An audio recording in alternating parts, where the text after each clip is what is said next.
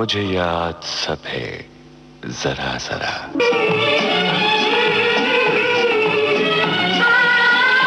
मुझे याद सब है जरा जरा। मुझे याद सब है जरा जरा। वो लम्हा लम्हा साथ है। मुझे याद सब है जरा जरा।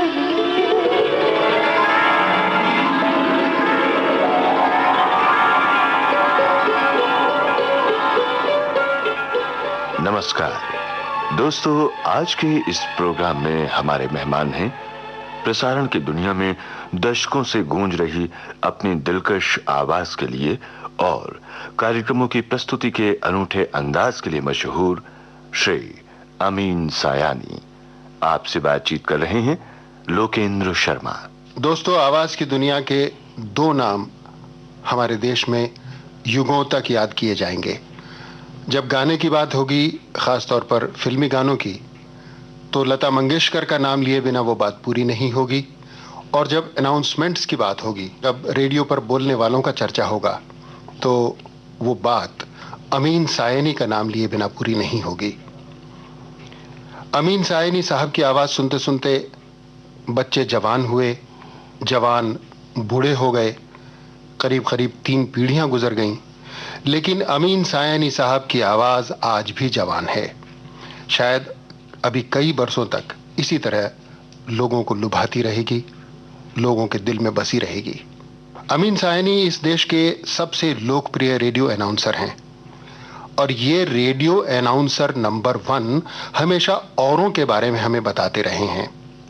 जाने कितने गायक, जाने कितने गीतकार, जाने कितने संगीतकार, हीरो हीरोइन, निर्देशक वगैरह सभी अमीन सायनी साहब की आवाज़ के द्वारा लोगों तक अपना परिचय पहुंचा पाए हैं।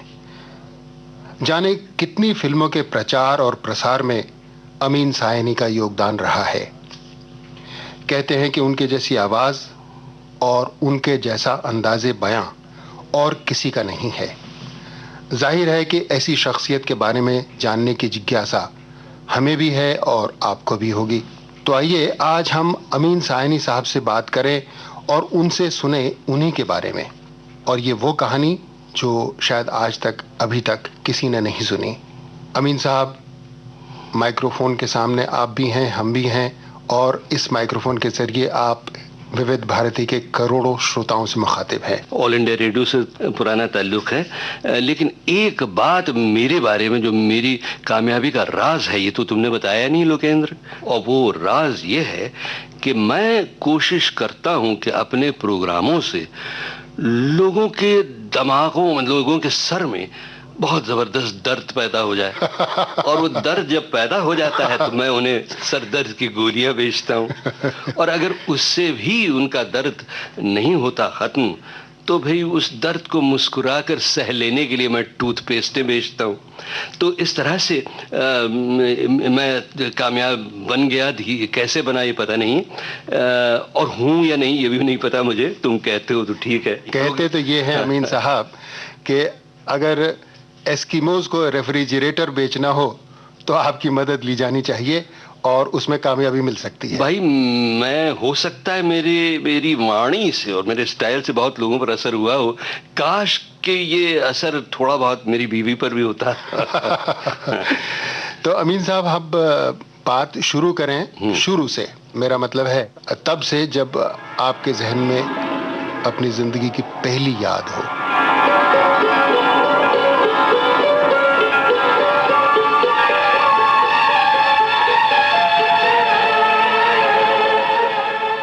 याद आ रही है कि मैं छोटा सा था, बड़ा दुबला पतला, खिलंडरा तो था ही, जैसे हर बच्चा हुआ करता है। अपने माँ बाप का और बड़े भाइयों का लाडला भी था, सबसे छोटा था मैं। और इत्तेफाक से मेरे माँ बाप ने कभी मुझे ज़्यादा डांटा नहीं, कभी पिटाई नहीं हुई। बस एक बार हुई थी पिटाई, कब ये मैं आगे चलकर आज के प्रोग्राम में बताऊंगा। तो बहुत खुश रहता था मैं। और चूंकि मैं उस माहौल में पैदा हुआ जबकि भारत आज़ादी की तरफ बढ़ रहा था और हमारा परिवार उस तहरीक में काफ़ी गहरे उतरे हुए था, तो लिहाजा हमारे परिवार में ये बातें आज़ादी की, ग़ुलामी की, स्वतंत्रता की, अंग्रेज़ों की, हमारे बड़े बड़े लीडरों की, ये बातें होती रहती थी हर जगह। ये आप कौन से सन की बात कर रहे हैं? मैं पैदा हुआ 1932 में, और जब से होश थोड़ा थोड़ा संभाला, जहाँ ज़रा ज़रा सी यादें मेरे दिमाग में हैं, यूँ समझिए कि जब मैं करीब 3-4 साल का था तो अच्छी बातें जहन में आती थीं।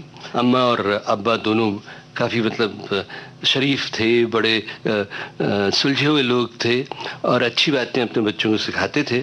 मैंने सुना है कि उनका आज़ादी की लड़ाई से भी ताल्लुक़ रहा। हाँ, वहाँ तक हम पहुँचेंगे धीरे धीरे चलते चलते। एक बात मैं उस ज़माने की बता दूँ कि मेरे दिमाग में ये बात डाली गई थी कि हर चीज़ सही होनी चाहिए, अगर झूठ हो, अन्याय हो तो मुझे बहुत गुस्सा आता था। और भाषा जो मेरी थी वो कुछ बम्बई की खिचड़ी भाषा थी, उसमें अंग्रेज़ी भी थी और गुजराती भी थी और बम्बई की थोड़ी बहुत मराठी भी थी। यानी ये बचपन बम्बई में ही गुजरा? बम्बई में पैदा हुआ, बम्बई में ही मेरा बचपन गुजरा। तो मैं एक जुमला अक्सर कहा करता था कि ये फेयर नहीं है। अब ये अंग्रेज़ी का फेयर, वो उसको हिंदी में, उर्दू में तर्जुमा किया जा सकता है, लेकिन वो फेयर शब्द में जो बात है वो शायद और जगह नहीं, मुझे तो नहीं मालूम थी उस ज़माने में। तो ये मैं अक्सर कहा करता था कि ये फेयर नहीं है, तो लोगों ने मेरा नाम ही रख दिया था फेयर। तो ये फेयर लड़का जो था, ये उस ज़माने से धीरे धीरे बढ़ते हुए जब बचपन में, लड़कपन में ज़रा आगे बढ़ा, तो मुझे याद है कि हम सब, पूरा परिवार, ये शायद 1936 की बात है, जब मैं करीब 4 साल का था। मेरे वालिद साहब डॉक्टर थे, मेरे मामू बहुत बड़े डॉक्टर थे लंदन में। तो वो बार बार इसरार कर रहे थे कि मेरे वालिद साहब और हम सब वहाँ जाएं, और वालिद साहब MBBS की डिग्री थी उनके पास, वो MD की डिग्री लंदन में हासिल करें। तो इतना मुझे याद है कि परिवार ने सारा कुछ यहाँ का बेच बाच कर जहाज़ में हम चढ़े और गए वहाँ लंदन। जहाज़ की कुछ धुंधली सी याद है बस, कि बहुत सारा बड़ा समंदर और जहाज़ हिचकोले खाता हुआ ऊपर नीचे जा रहा है, और अच्छे लोग हैं उसमें, अच्छी अच्छी चीज़ें खाने को मिल रही हैं। आपने वालिद साहब का नाम नहीं बताया। वालिद साहब का नाम था डॉक्टर जान मोहम्मद सायानी और अम्मा कुलसूम सायानी। तो लंदन पहुँचे तो मुझे सिर्फ इतना याद है कि इधर उधर घूमना मिलता था। हमारी मौसी एक उधर थी, वो हमें शॉपिंग के लिए ले गई, कुछ खिलौने अच्छे अच्छे ख़रीदे उन्होंने, तो अपन तो मस्त राम थे, बस मज़े करते थे। 4-5 साल का तो बच्चा था मैं। मैंने स्नो भी देखा पहली बार ज़िंदगी में। वो बड़ा अजीब सा लगा कि अरे ये रुई सी चीज़ें गिर रही हैं आसमान से, तो बड़ा अच्छा लगा मुझे। बाहर जाने के लिए परमिशन नहीं मिली, घर में बैठा बैठा खिड़की से देखा किया। तो उस विंटर का जो पहला विंटर था हमारा लंदन में, उसका असर हमारे वालिद साहब के हार्ट कंडीशन पर ज़रा ज़्यादा हुआ और हम लोगों को छोड़ छाड़ कर वापस आ जाना पड़ा, सर्दी की वजह से। तो हम वापस आ गए। जब वापस आ गया मैं यहाँ, तब मेरी स्कूलिंग शुरू हुई। स्कूलिंग थी बम्बई के न्यू एरा स्कूल में, जिसमें गुजराती मीडियम था। तो इब्तदाई तालीम सारी गुजराती में हुई, अंग्रेज़ी फिर धीरे धीरे आती गई। हम आपके स्कूल की और तालीम की बात करें, इससे पहले अगर उस वक्त का, उस ज़माने का कोई गाना आपको याद आ रहा हो तो उसको सुनते चले। हाँ ज़रूर भाई। ऐसा था कि उस ज़माने में हमारे यहाँ एक ग्रामोफोन था, वो पुराना था ना, भोंपू तो नहीं लगा था, लेकिन वो हाथ से चाबी लगाने वाला ग्रामोफोन था, जिस पर वो 78 RPM जो पुराने रिकॉर्ड्स हुआ करते थे वो चला करते थे। तो उस ज़माने में क्या था कि आज़ादी आ रही थी धीरे धीरे, जैसा कि मैंने कहा, आज़ादी की तहरीक भी हमारे परिवार में उतरी जा रही थी। तो बड़ा जोश था उस ज़माने में। जिस स्कूल में मैं गया न्यू एरा, उसमें भी यानी आज़ादी की बातें बहुत होती थी। बड़ा नेशनलिस्ट टाइप का स्कूल था। उन दिनों एक गाना मुझे बड़ा पसंद था, हालांकि उसका न आज़ादी से कोई ताल्लुक़ था और नहीं कोई खास जोश व खरोश से ताल्लुक था। गाना था पंकज मलिक का, पिया मिलन को जाना है, जग की लाज मन की मौज दोनों ही निभाना। अब साहब हिंदी हिंदी हमें आती नहीं थी ज़्यादा, लेकिन गाना इसलिए अच्छा लगता था कि पंकज मलिक साहब उन दिनों अपने तमाम गाने, चाहे रोमांटिक हो या कोई और, बिल्कुल मार्चिंग स्टाइल में गाया करते थे। और उनका म्यूजिक भी बिल्कुल ऐसे लगता था जैसे मिलिट्री बैंड हो। तो हम खूब लेफ्ट राइट करते हुए वो गाना गाते थे कि पिया मिलन को जाना, पिया मिलन को जाना, हाँ पिया मिलन को जाना, जग की लाज मन की मौज दोनों को निभाना, पिया मिलन को जाना, हाँ पिया मिलन को जाना।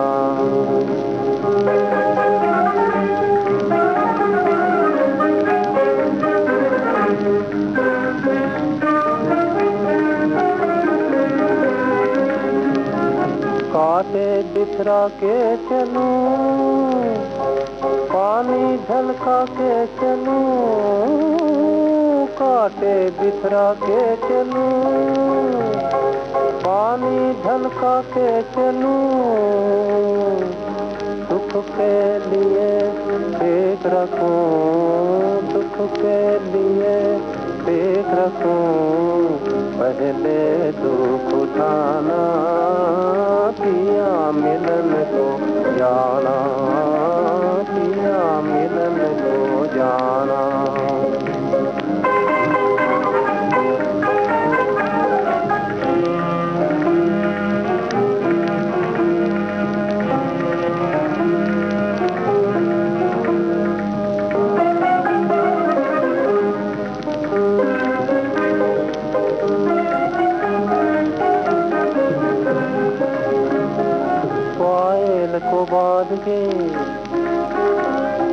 पायल को बांध के युक्ति सुगनान के, पायल को बांध के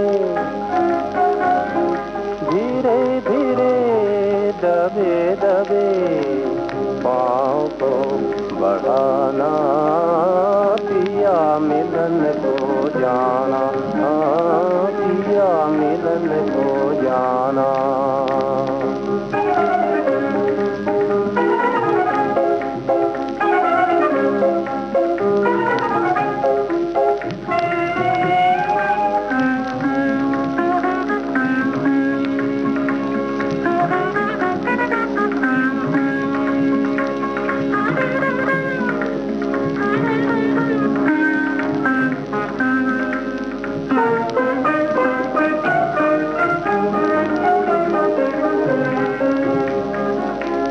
बुझे दिए अंधेरी रात, आँखों पर दोनों हाथ, बुझे दिए अंधेरी रात, आँखों पर दोनों हाथ, कैसे कटे कठिन बात, कैसे कटे कठिन बात, चल के आजमाना, पिया मिलन को जाना, पिया मिलन को जाना, जान पिया मिलन को जाना, जान पिया मिलन को जाना, पिया मिलन को जाना, पिया मिलन को जाना।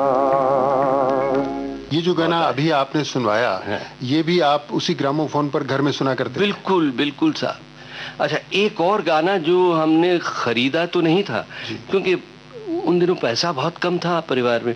फादर डॉक्टर तो थे, लेकिन बहुत अल्लाह वाले डॉक्टर थे, लोगों का मुफ्त इलाज करना बहुत उनको पसंद था। तो लोग आते, गरीब लोग आते, उनका इलाज करते, वो बहुत दुआएं देते, लेकिन पैसे ऐसे कुछ ज़्यादा नहीं मिलते थे। इसलिए हम बहुत रुक रुक कर, थम थम कर, बहुत अरसे के बाद एक एक रिकॉर्ड खरीदते थे। लेकिन फिल्में देखना हमारा एक चस्का जो था कहते हैं वो था। लेकिन उसके लिए भी पैसे ज़्यादा नहीं होते थे, तो हम 54 क्लास में जाकर देखा करते थे। ऊपर बालकनी में बेंच लगे होते थे या खड़े खड़े देखते थे। और ये अकेले या परिवार के साथ? हमारे वालिद साहब भी ले जाते थे हमको, हमारे बड़े भाई हमीद को, क्योंकि सबसे बड़े भाई थे हबीब, उन्हें हमने वहीं छोड़ दिया था लंदन में डॉक्टरी सीखने के लिए। आप ये कह रहे हैं कि 3 भाई थे? 3 भाई थे, हबीब सायानी साहब, फिर हमीद सायानी साहब, और फिर आप। हमीद और मैं दोनों। अच्छा, बहन कोई नहीं थी? बहन नहीं थी कोई, इसलिए मैं यानी बहनें बनाता बहुत रहता हूँ। एक ज़माना था जब राखियाँ बहुत आ जाती थी मेरी खिलाई पर। बहरहाल, तो मैं कह रहा था कि फिल्में देखने जाया करते थे, तो उन दिनों वो अशोक कुमार की फिल्में बहुत अच्छी होती थी। और साहब उसमें एक फिल्म आई जिसमें एक गाना सुना हमने, तो फिर वो जो बहुत बरसों के बाद आने वाली जवानी जो थी वो पहले से ही जोश खाने लगी हमारे दिल में। और वो गाना था चल चल रे नौजवान, रुकना तेरा काम नहीं, चलना तेरा काम है, कुछ ऐसा ही था ना। इंसिडेंटली इस गाने में भी वो मार्चिंग वाली बात थी जो शायद आपको बहुत इंस्पायर करती। हाँ, मार्चिंग से तो मेरा बहुत बड़ा शौक था। मैं तो बिल्कुल चाहता था कि मैं कोई सोल्जर बनूं या आज़ादी का सिपाही बनूं, और गाने इसलिए ऐसे ही पसंद थे। तो भाई ये चल चल रे नौजवान के साथ थोड़ी देर चले हम भी। चलिए। चल चल रे नौजवान, चलो संग चले हम, चल चल रे नौजवान, चलो संग चले हम। दूर तेरा गाँव और थके पाँव, फिर भी राहगीर तुम क्यों नहीं आगे। तुम हो मेरे संग, आशा है मेरे संग, तुम हो मेरे संग, हिम्मत है मेरे संग। मेरे साथ साथ रहो तुम कदम कदम, मेरे साथ साथ रहो तुम कदम कदम। चलो संग चले हम, चलो संग चले हम। किसने किसने किया मुझको इशारा, दूर की मंजिल से मुझे किसने पुकारा। किसने किया मुझको इशारा, दूर की मंजिल से मुझे किसने पुकारा। ममता ने पुकारा, बंधन ने पुकारा, तुम ही सिखा रहे हो मुझे गीत ये हरदम। चलो संग चले हम, चलो संग चले हम।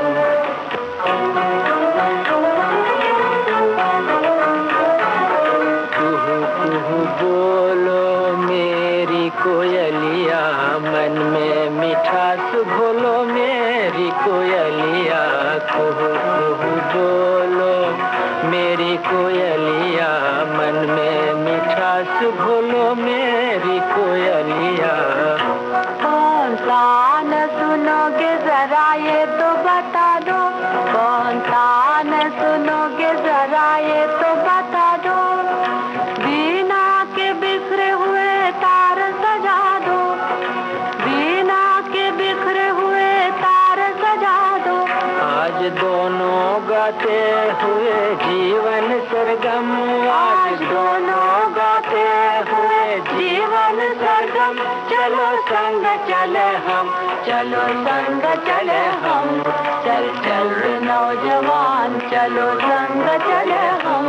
चल चल रे नौजवान, कहना मेरा मान मान। चल रे नौजवान, चल रे नौजवान। मुझे याद सब है जरा जरा।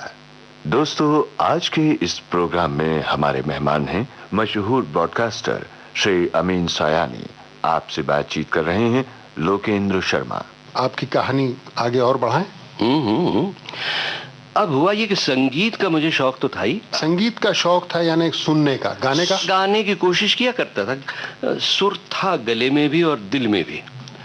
न्यूयॉर्क स्कूल में मैंने क्लासिकल संगीत सीखा, इंडियन क्लासिकल म्यूजिक, 4-5 बरस तक, और खूब गाता था मैं। और सब हमारे जो जितने टीचर्स आते थे वहाँ म्यूजिक सिखाने वाले बहुत खुश होते थे कि ये बच्चा देखो कितना अच्छा गाता है। कभी भजन गा दिया, तो कभी मालकौंस, तो कभी मियाँ की मल्हार। तो अब ये गाते गाते सब हुआ ये कि मुझे शौक होने लगा सहगल के गीतों से। हिंदी संगीत के, सरल संगीत के खुदा समझे जाते थे सहगल हैं। आज के लोगों को अगर कहा जाए कि सहगल साहब बहुत ग्रेट सिंगर थे तो मानने के लिए तैयार नहीं होते, क्योंकि उनका स्टाइल अलग था। क्योंकि सहगल साहब स्टेज का गायन और माइक्रोफोन का गायन, इन दोनों के बीच एक पुल समान थे।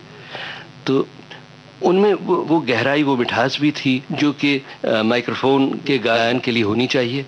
और बिना माइक्रोफोन के गाए हुए, जब प्लेबैक का ज़माना नहीं आया था, उस ज़माने का रफ पना जो है, लाउड पना, वो भी था उनकी आवाज़ में। तो सहगल की आवाज़ हमें बहुत पसंद थी। अगर आज लोगों को सहगल साहब की आवाज़ पसंद नहीं है या उनको गाने वाला मानने से कोई इनकार करे तो मैं समझता हूं कि ये बहुत नाइंसाफ़ी होगी। इसलिए क्योंकि आज म्यूज़िक, फिल्म म्यूज़िक ख़ास तौर पे जहां जिस मकाम पर आया है, वो के.एल. सहगल जैसे संगीतकारों, कलाकारों, गायकों के कंधों पर चढ़कर ही आगे बढ़ा है। बिल्कुल बिल्कुल। मगर इसको अगर तुम एनालाइज करो लोकेंद्र, तो तुम्हें पता लगेगा कि सहगल के ज़माने के आसपास अनिल विश्वास आए थे। अनिल विश्वास ने जब शुरू किया था संगीत, तो प्लेबैक का ज़माना नहीं था। उसके बाद धीरे धीरे उन्होंने प्लेबैक गायकों को और गायिकाओं को इंट्रोड्यूस करना शुरू किया।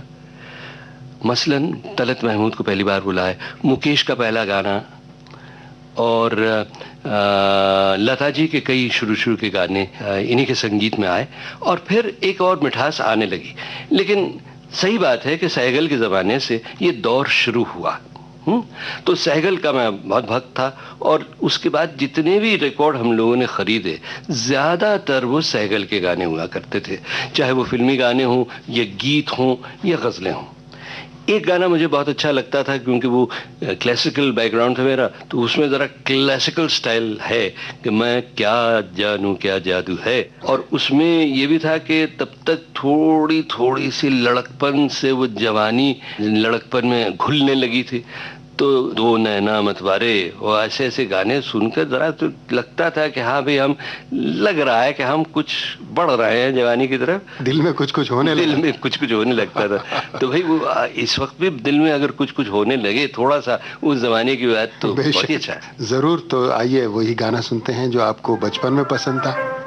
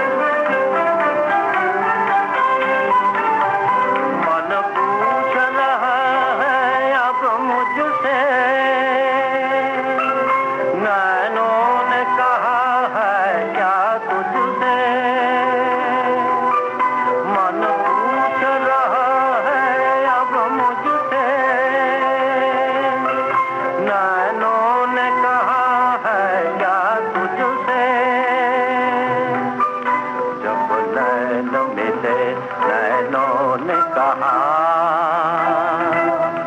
नैनों ने कहा जब नैन मिले, नैनों ने कहा अब नैन बसेंगे नैनों में, मैं क्या जानूं क्या जादू है, जादू है, जादू है इन दो मतवाले नैनों में, जादू है, जादू है, जादू है, मैं क्या जानूं क्या जादू है। अब हुआ ये कि संगीत सुनते सुनते, थोड़ा बहुत गाते गाते, स्कूल में मैं बहुत गाया करता था, मैंने बताया आपको। मैं करीब 1945 में जब 7th क्लास में था, या 44 में जब 6th क्लास में था, काफ़ी बीमार हो गया था। कुछ किडनीज में गड़बड़ हो गई थी। और मुझसे कहा गया था कि आप, मैं काफ़ी मतलब एक्टिव था कि कबड्डी वगैरह खेला करता था, और स्कूल के कब्स का चीफ कब था, और गेम्स भी थोड़े बहुत खेला करता था, काफ़ी एक्टिव था। उसके बाद ये गड़बड़ शुरू हुई तो मुझसे डॉक्टर ने कहा, अब्बा ने नहीं, अब्बा खुद, यानी डॉक्टर अपने परिवार के लोगों को ट्रीट ज़्यादातर नहीं करते और बड़े डॉक्टर को बुलाते हैं। तो आप अपने पिताजी को अब्बा कहकर बुलाया करते? नहीं, डैडी कहता था। डैडी कहता था। अच्छा, और माताजी को आप क्या कहते थे? माँ कहते थे। तो डैडी ने डॉक्टर को बुलवाया और मुझसे बड़े डॉक्टर ने कहा कि साहब देखिए, खतरे की बात है, आपको बहुत एहतियात करना पड़ेगा, लिहाजा आप पहला काम कीजिए कि लेट जाइए। मैंने कहा यानी खेलने नहीं जाना, स्कूल नहीं जाना? कहे नहीं, लेटे ही रहिए, उठिए मत, बल्कि आप करवट भी मत बदलिए। मैंने कहा हाँ, ये क्या हुआ? कहने लगे नहीं देखिए, 2 महीने तक तो आप ऐसे रहिए, उसके बाद धीरे धीरे करवट बदलना शुरू हो जाएगा, और आपको तब तक न कुछ खाना भी नहीं मिलेगा, अब सिर्फ पानी, नारियल पानी पीजिए और ग्लूकोज पानी पीजिए, बस, और कुछ नहीं। तो इस तरह से मैं बहुत एक्टिव बच्चा होने के बाद बिल्कुल ही बिल्कुल बिस्तर में लेटे रहने वाला बच्चा बन गया। एक तरह से सजा हो गई। सजा हो गई, लेकिन मुझे पता नहीं क्यों और कैसे, शायद इसलिए कि मेरे मम्मी और डैडी ने बहुत प्यार से मुझे उस दौर से निकाला। हमीद भाई मुझे अच्छी अच्छी बातें बताते रहे। कितना वक्फा लग? करीब 2-2.5 महीने? 6 महीने। 6 महीने आपको इसी हाल में रहना पड़ा? और उसके बाद भी मैं स्कूल नहीं जा सका। 7th क्लास का एग्जाम मुझे परमिशन मिली थी, क्योंकि मैं फर्स्ट क्लास स्टूडेंट हुआ करता था, तो प्रिंसिपल ने मुझे परमिशन दी थी कि मैं घर से पेपर करके भेजूं। तो उसमें भी मुझे फर्स्ट क्लास मिला, बल्कि मुझे याद है कि या तो मैं फर्स्ट आया हूँ उस साल, या सेकंड आया। ये सन 1945 के आसपास? 45 के आसपास की बात है। अब उसके बाद ये हुआ कि हमारी एक आंटी मिसेस फातिमा इस्माइल, जो कि सगी मासी तो नहीं थी, लेकिन सगी से भी ज़्यादा थी, मेरी बिल्कुल दूसरी अम्मा की तरह थी। तो उनके बेटे को रखा गया था सिंधिया स्कूल ग्वालियर में। अब वो भी हमारे साथ, उनका पूरा परिवार, हम दोनों साथ हॉलीडेज के लिए जाया करते थे, एक दूसरे के घर में आना जाना हमेशा रहता था। तो उनका नाम था अहमद इस्माइल। इंसिडेंटली ये इनकी अम्मा जो थी, मिसेस फातिमा इस्माइल, ये वो हैं जिन्होंने बहुत सारी संस्थाएं अपाहजों के लिए शुरू की हैं मुंबई में। ऑर्थोपेडिक चिल्ड्रंस हॉस्पिटल और fellowship of the physically handicapped, school for the physically handicapped वगैरह कई संस्थाएं शुरू की, बहुत ग्रेट थी। तो खैर उन्होंने अपने बेटे को रखा था सिंधिया स्कूल ग्वालियर में, और अहमद मियाँ आकर हमको सुनाया करते थे कि वहाँ ये हुआ वो हुआ, और इस तरह से मज़ा आता है। और प्लेइंग फील्ड्स इतनी हैं, मुंबई में तो ज़्यादा एक मैदान था बस न्यूएरा के पास। कहने लगे साहब वहाँ तो 7-8 मैदानें हैं, और साहब घुड़सवारी भी है, और साहब बहुत सारी चीज़ें हैं उधर, स्विमिंग पूल भी है। तो साहब धीरे धीरे अम्मा और अब्बा ने ये तय किया कि चलो हमें वहाँ भेजा जाए। आपका भी मन ललचाया होगा? हाँ, बहुत ललचाया। अपना न्यूएरा स्कूल से जो लगाव था मेरा, बहुत, मैं तो 7 साल पढ़ा होता, तो वो लगाव भी 1 साल में टूटने लगा था। क्योंकि आप बिस्तर पर रहे? बिस्तर पर रहा काफी लंबे समय। और लोग आने के दोस्त मेरे आते थे कभी कभार, मगर वो अपने अपने कामों में व्यस्त रहते थे। और कुछ फलसफाना दिमाग सा तबीयत सी हो गई थी उस दौरान। इसलिए मुझे तन्हाई से डर नहीं लगता था, न घबराहट ज्यादा होती थी। कभी पढ़ लेता था या कभी सोच लेता था, कभी मन ही मन गा लेता था। मुझे याद सब है जरा जरा, वो लम्हा लम्हा साथ है। मुझे याद सब है जरा जरा।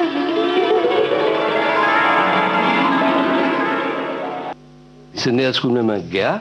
हाँ, सिंधिया स्कूल में भी जो हमारे टीचर थे जो संगीत सिखाते थे वो शांति निकेतन में पढ़े हुए थे, इसलिए रविंद्र संगीत से बहुत उनको लगाव था और हम बच्चों को भी लगाव हो गया।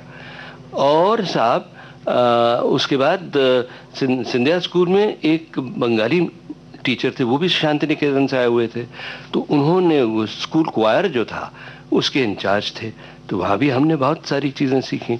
तो एकला चौलो रे और धन धान्य पुष्प भरा हमारे दीप वसुंधरा, वो जिसमें आता है कि शकुल देशे रानी शेजे हमार जन्मभूमि, ऐसे ऐसे गाने थे उसमें जो इन गीतों के हिंदी भावानुवाद भी हुए हैं। हाँ, मेरी प्यारी जन्मभूमि, बिल्कुल बिल्कुल, और देश की माटी देश का जल, बिल्कुल। और वो उनकी धुनें जो है रविंद्र संगीत की जो धुनें, मूल धुनें, उन्हीं में उनको कंपोज किया गया है और आकाशवाणी के जो संगीतकार हैं उन्होंने उनको रिकॉर्ड किया है। तो एक गाना जो मैंने बहुत प्यार से सीखा वहाँ और गाया ग्वालियर में, वो था जनगण मन। वाह! Not as a national anthem, लेकिन एक अच्छे खूबसूरत गीत के रूप में। और तब मुझे पता चला कि जनगण मन का एक अंतरा नहीं है जो हमारा नेशनल एंथम है, बल्कि 5 अंतरे हैं उसमें, और ऐसे ऐसे खूबसूरत अंतरे। और जो मैं गाता रहता था उन्हें, एक अंतरा मैं जरूर आपको सुनाऊंगा, अर्थ आपको मुझे समझाना पड़ेगा क्योंकि आज तक मुझे मालूम नहीं उसका अर्थ क्या है। अब मैं बंगाली दर्ज से नहीं सुनाऊंगा आपको, बल्कि हिंदुस्तानी लहजे से सुनाऊंगा। वो अंतरा है, पतन अभ्युदय बंधुर पंथा, युग युग धावित यात्री, हे चिर सारथी नवरत चक्रे, मुखरित पथ दिन रात्रि, दारुण विप्लव माझे तव शंख ध्वनि बाजे, तव चरणे नत माथा, जनगण ऐक्य विदायक जय हे भारत भाग्य विधाता। वाह! अब मुझे आज तक नहीं मालूम है और मैं सोचता हूँ कि यार कभी ना कभी मुझे जानना चाहिए। ये तो बंगला है, इसलिए इसका अर्थ तो ठीक से मैं भी नहीं बता पाऊंगा। इसमें संस्कृत ज्यादा है। संस्कृत और बंगला, संस्कृत तो मूल सभी भारतीय भाषाओं की माँ है। लेकिन यहाँ मैं अमीन साहब आपको एक बात याद दिलाऊं, जनगण मन राष्ट्रगीत बना था आजादी के बाद, लेकिन इससे पहले सन 1942 में बिमल रॉय के निर्देशन में एक फिल्म बनी थी। उस फिल्म में ये गीत जो टाइटल आते हैं शुरू में, उसके बैकग्राउंड में जनगण मन इसी मूल धुन में, और पूरा का पूरा गीत ये उसमें रखा गया था। 5 अंतर, 5 अंतरे 3-3.5 मिनट में नहीं आ पाए होंगे, लेकिन काफी लंबा वो है। लेकिन ये ने जो जनगण मन में अंतरा है वो तो एक ही है, बाकी उसमें कुछ और भी अंतर थे। एक अंतरा बड़ा अच्छा खूबसूरत सा है जिसमें भारत के खास धर्मों का जिक्र है जी, कि हिंदू बौद्ध सिख जैन पारसी मुसलमान क्रिस्तानी। हाँ, ये उसमें था। इंसिडेंटली वो जो रिकॉर्ड था उस जमाने में सन 1942 में जो फिल्म आया था वो हमारे पास हैं, और अगर आप अपनी यादों को ताजा करना चाहें तो हम सुनवा सकते हैं उसको। सुनाना तो मुझे था वो गाना जिसका ताल्लुक गांधी जी की हत्या से था जी, गांधी जी की मौत से था। और मुझे याद है मैं सिंधिया स्कूल में फोर्ट पर या किले पर हमने आज़ादी भी मनाई, और उसके बाद जब गांधी जी की हत्या हुई तो उसके बारे में खबर ऑल इंडिया रेडियो से वहीं मैंने सुनी, और साहब आंसू बह निकले। और इतना दुख हुआ कि ये इंसान जो कि अमन का फरिश्ता था, उसे क्यों मारा साहब? ये तो भारत की जान थे, भारत की शान थे, सबको मिलाने की कोशिश कर रहे थे, और भारत का विभाजन जो हुआ, जो बंटवारा हुआ, तो जितना दुख गांधी जी को हुआ किसी को नहीं हुआ था। और ऐसे आदमी को क्यों मारा, ये इसका बड़ा दुख था मुझे। और उन दिनों के बाद गांधी जी के बारे में एक बहुत लंबा चौड़ा गाना आया था, रफ़ी साहब ने गाया था, सुनो सुनो है दुनिया वालों, बापू की अमर कहानी। राजेंद्र कृष्ण का लिखा, हुसनलाल भगत राम का संगीत। मगर वो गाना मैं नहीं सुनाऊंगा क्योंकि बहुत बड़ा है जी। एक गाना जो बहुत बाद में आया, उसे जरा यानी समय का खेल करते हुए, क्योंकि गांधी जी के बारे में था, प्रदीप का लिखा हुआ, कवि प्रदीप का, कि दे दी हमें आजादी बिना खड़क बिना ढाल, हेमंत कुमार का संगीत, साबरमती के संत तूने कर फिल्म जागृति का वो सुना दीजिए। दे दी हमें आजादी बिना खड़क बिना ढाल, साबरमती के संत तूने कर दिया कमाल। दे दी हमें आजादी बिना खड़क बिना ढाल, साबरमती के संत तूने कर दिया कमाल। आंधी में भी जलती रही गांधी तेरी मशाल, साबरमती के संत तूने कर दिया कमाल। दे दी हमें आजादी बिना खड़ग बिना ढाल, साबरमती के संत तूने कर दिया कमाल। धरती पे लड़ी तूने अजब ढंग की लड़ाई, दावे न कहीं तोप न बंदूक चलाई, दुश्मन के किले पर भी न की तूने चढ़ाई, बाहरी फकीर खूब करामात दिखाई, चुटकी में दुश्मनों को दिया देश से निकाल, साबरमती के संत तूने कर दिया कमाल। दे दी हमें आजादी बिना खड़ग बिना ढाल, साबरमती के संत तूने कर दिया कमाल। रघुपति राघव राजा राम, शतरंज बिछा कर यहाँ बैठा था जमाना, लगता था कि मुश्किल है फिरंगी को हराना, टक्कर थे बड़े जोर की दुश्मन भी था ताना, पर तू भी था बापू बड़ा उस्ताद पुराना, मारा वो कच्छ के दाव की उल्टी कभी की चाल, साबरमती के संत तूने कर दिया कमाल।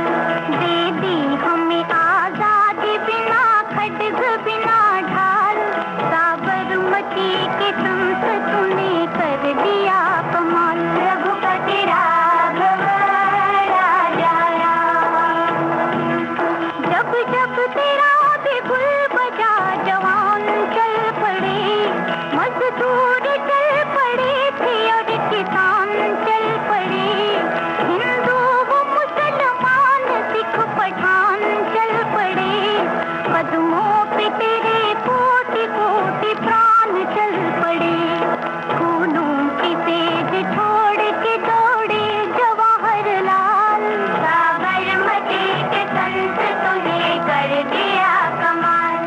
दे दी हमें आजादी बिना खड़ग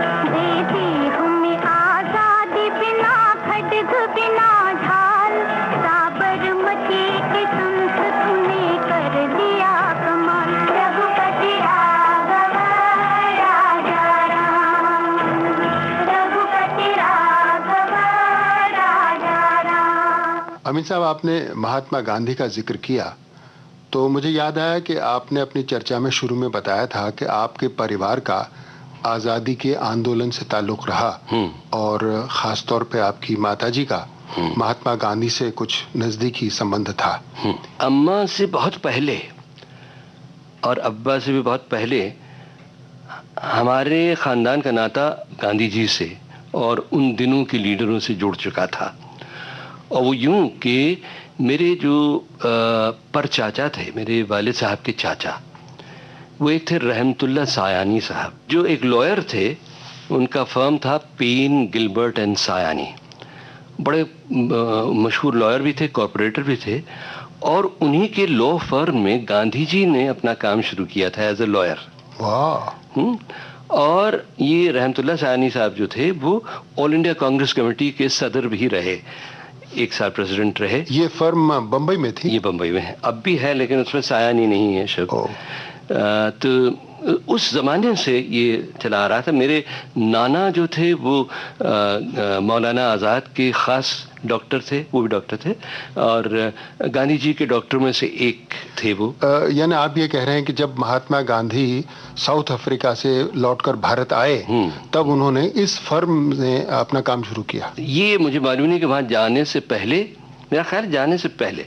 अच्छा। मुझे ठीक याद नहीं। दफ्तर जो है ना गांधी जी हाउस है ना, बड़ा अच्छा, लेबनम रोड पर, मणि भवन। अब हमारी उषा बहन तो नहीं रही, बहुत ग्रेट सोशल वर्कर और नेशनलिस्ट थी वो, लेकिन मैं जाऊंगा और पता करूंगा फिर से।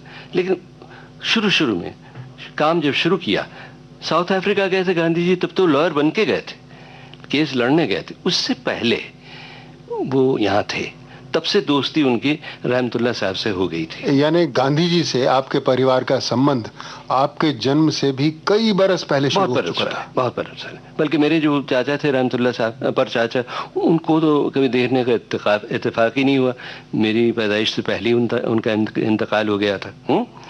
तो बहरहाल अम्मा को गांधी जी बेटी की तरह मानते थे, और वो भी, और हम सब गांधी जी को बापू ही कहते थे। अच्छा, अम्मा एडल्ट एजुकेशन, बालिगों की तालीम, प्रौढ़ शिक्षा में बहुत काम करती थी।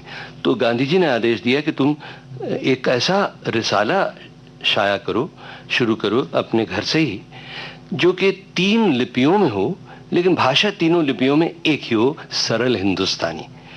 वो हिंदुस्तानी का प्रचार करना चाहते थे। 3 लिपि, एक देवनागरी, एक उर्दू और एक गुजराती, यानी 3 अलग अलग इश्यूज होते थे।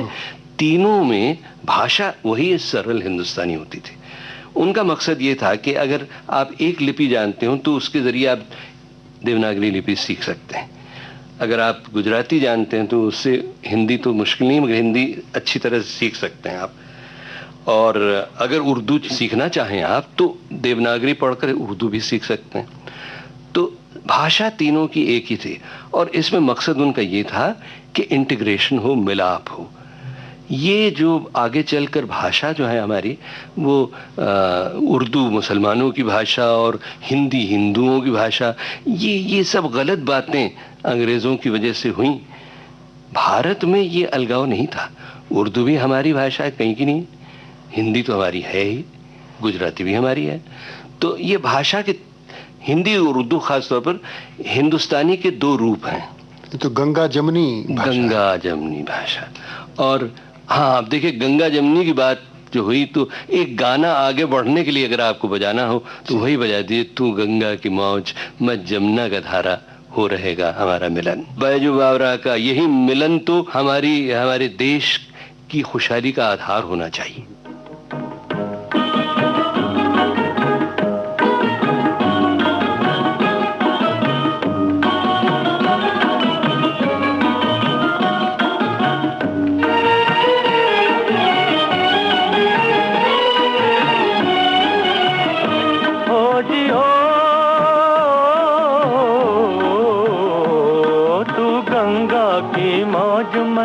जमुना का धारा, तू गंगा की मौज में जमुना का धारा, हो रहेगा मिलन ये हमारा, हो हमारा तुम्हारा, रहेगा मिलन ये हमारा तुम्हारा।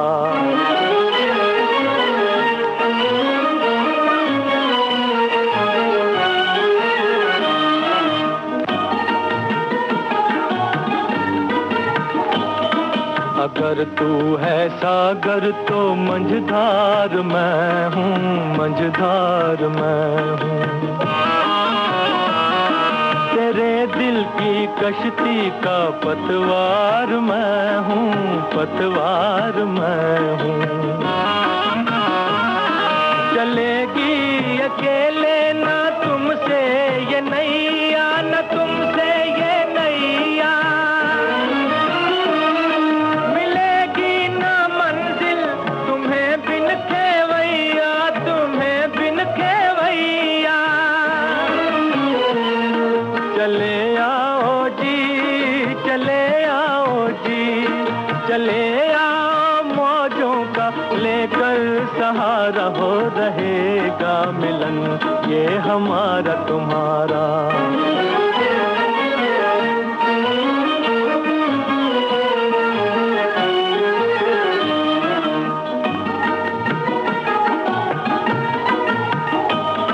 भला कैसे टूटेंगे बंधन ये दिल के, बंधन ये दिल के। बिछड़ती नहीं मौज से मौज मिलके, हो मौज मिलके। छुपोगे भंवर में तो छुपने न देंगे, तो छुपने न देंगे। छुपा देंगे नैया तुम्हें ढूंढ लेंगे, तुम्हें ढूंढ लेंगे। बनाएंगे हम, बनाएंगे हम, बनाएंगे तूफान को एक दिन किनारा, हो रहेगा मिलन ये हमारा तुम्हारा। तू गंगा की मौज में जमुना का धारा, तू गंगा की मौज में जमुना का धारा, हो रहेगा मिलन ये हमारा, ओ हमारा तुम्हारा। रहेगा मिलन ये हमारा तुम्हारा। फिल्म बैजू बावरा का ये गाना सुना और भारत की गंगा जमुनी संस्कृति की बात आपने कही। बातों का रुख थोड़ा सा और पीछे मोड़ें। जो गर्मी की छुट्टियां आती थी बचपन में, उस दौरान आप क्या किया करते थे और गर्मी की छुट्टियां आप कैसे बिताते थे, ये मेरा ख्याल है हमारे सुनने वालों को बहुत अच्छा लगेगा आपके बारे में जानना। गर्मी की छुट्टियों का क्या था कि हम लोगों के पास, जैसे कि मैंने शायद जिक्र किया, कि ज़्यादा पैसे नहीं हुआ करते थे। तो हम कोशिश करते थे कि ऐसी जगह जाएं जहाँ खर्चा न करना पड़े ज़्यादा, कि हमारे रिश्तेदार हों या बहुत करीब के दोस्त हों जो हमें इनवाइट करें। तो इस तरह से हम अलग अलग जगहों पर जाया करते थे। मुझे याद है पूना में हमारे बड़े अच्छे बहुत करीबी दोस्त रहा करते थे। उनका भी छोटा सा परिवार था, कुछ बच्चे थे, मेरे हम उम्र बच्चे थे। तो वहाँ मैं जाया करता था अक्सर। फिर मिसेस इस्माइल जहाँ जहाँ छुट्टियों पर जाती थी अपने बच्चों के साथ, तो मुझे भी ले जाती थी। कभी कभी हमीद भाई भी जाते थे, तो हम उनके साथ गए थे माउंट आबू। फिर लोनी एक जगह है पूना के पास जहाँ उन्होंने मकान बनाया था, वहाँ भी हम जाकर रहे। फिर एक बार मुझे याद है कि पूरा परिवार मिलकर थोड़े से इकट्ठा हो गए थे पैसे, तो सब साथ मिलकर महाबलेश्वर गए थे। महाबलेश्वर ये था कि ऊंचाई पर है, तो इसलिए सर्दी लगती थी थोड़ी, बड़ा मज़ा आता था। बम्बई की गर्मी के बाद बहुत मज़ा आता था, लेकिन झंझट बहुत होती थी उन दिनों। क्योंकि अब ये था कि छोटा सा कहीं कमरा लिया हुआ था, उसमें अम्मा पकाती भी थीं और सब हम लोग सब प्लेट वेट धोते थे और सब कपड़े भी धोते थे और काम भी करना पड़ता था और साथ मज़े भी करते थे। पहला हिल स्टेशन आपने कौन सा देखा? मेरा ख्याल है सबसे पहला हिल स्टेशन पूना ही था। पूना को हिल स्टेशन इसलिए कह रहा हूँ क्योंकि बम्बई से ज़रा ऊंचाई पर है। और हाँ, इत्तेफाक से पूना में एक बार मैं गर्मी की छुट्टियों नहीं बल्कि सर्दियों की छुट्टियों में भी गया। सर्दी की छुट्टियों में हुई बात ये कि साहब वहाँ पहली बार ज़िंदगी में मैंने सर्दियाँ महसूस की। और साहब इतनी सर्दी कि साहब बिस्तर से निकलूँ ही नहीं। मैंने कहा नहीं मैं तो उठने ही नहीं वाला हूँ जब तक 12 नहीं बजते। तो मेरे दूसरे हम उम्र बच्चे थे, उन्होंने कहा अरे भैया तुम उठकर देखो, जरा घूमो, जरा भागो, जरा दौड़ो, तो खून की रवानी जब बढ़ेगी रगों में तो साहब गर्मी भी आएगी। तो मैंने करना शुरू किया तो पता लगा कि हाँ, ये गर्मी और सर्दी जो है ना, ये मन की भी बात है और तन की भी बात है, तो इस पर काबू पाना बहुत आसान है। अच्छा अमीन साहब, आपके जो सबसे बड़े भाई थे हबीब भाई, वो तो लंदन में रहते थे। लंदन में रह गए, उसके बाद अमेरिका वो माइग्रेट हो गए जी। और जो दूसरे भाई थे हमीद सायनी साहब, वो आपके साथ थे।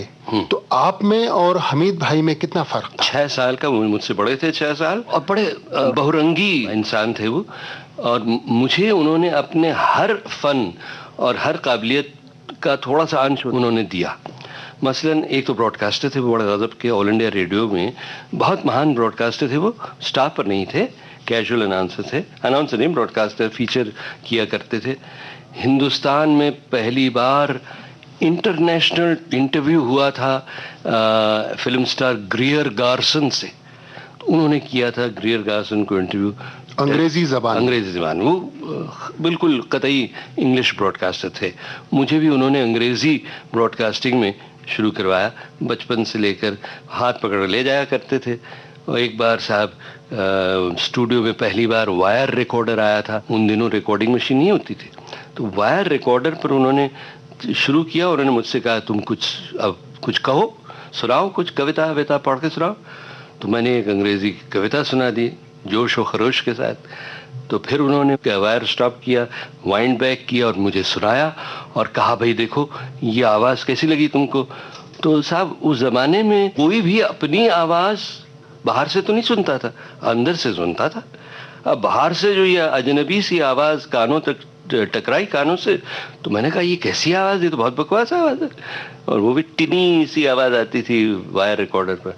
कहने लगे अगर तुम्हें आवाज़ अच्छी नहीं लगती और अगर तुम्हें ब्रॉडकास्टर बनना है तो फिर सीखो, मेहनत करो।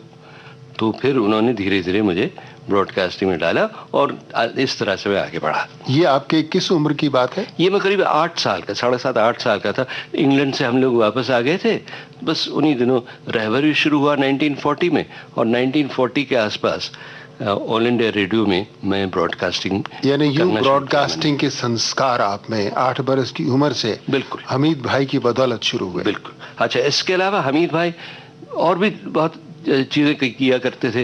वो राइटर भी बहुत अच्छे थे, अंग्रेजी में लिखते थे, यानी जनरल आर्टिकल्स, जर्नलिज्म, एडवर्टाइजिंग बाद में उन्होंने शुरू की, वो भी अंग्रेजी में। फिल्में बनाना शुरू की उन्होंने, शॉर्ट फिल्में, एडवर्टाइजिंग फिल्में, तो उसकी स्क्रिप्ट्स लिखते थे।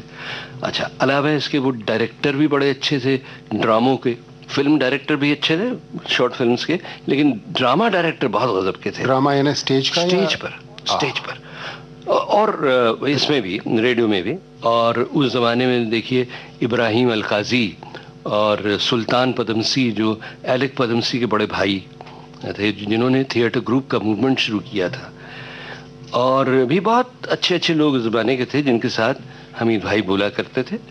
और उन्होंने मुझे ड्रामों में भी यानी डायरेक्ट भी किया स्टेज पर, फिर मैंने भी थोड़ी सी डायरेक्शन की उनकी देखा देखी। हमीद सायनी साहब आपके बड़े भाई ही नहीं, आपके गुरु और आदर्श भी थे। बिल्कुल बिल्कुल साहब, मेरे सब कुछ थे। तो अमीन साहब, अगर आप मुनासिब समझे तो इस मकाम पर एक गाना हो जाए। हाँ, गाना हो जाए। और ये गाना ताल्लुक रखता है मेरे कॉलेज के ज़माने से। तो ये गाना था, आ मोहब्बत की बस्ती बसाएंगे हम, इस ज़मीं से अलग आसमानों से दूर।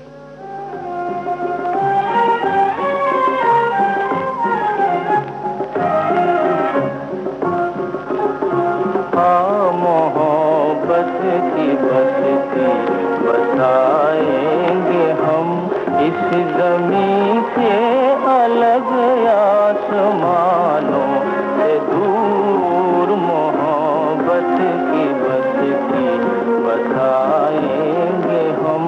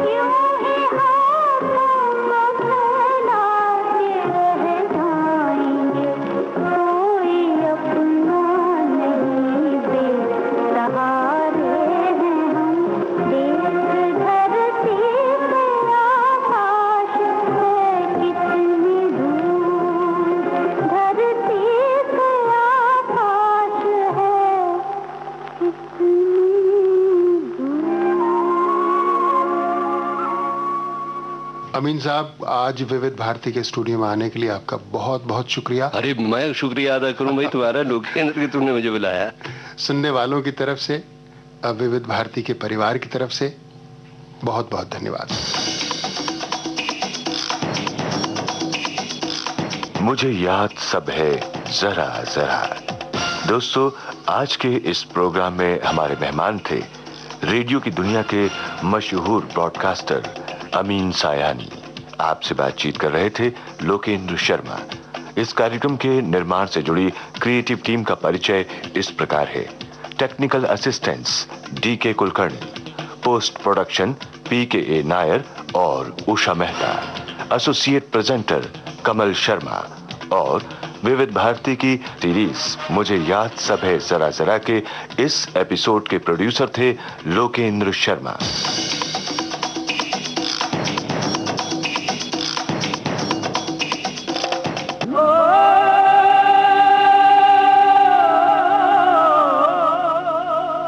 मुझे याद सब है जरा जरा।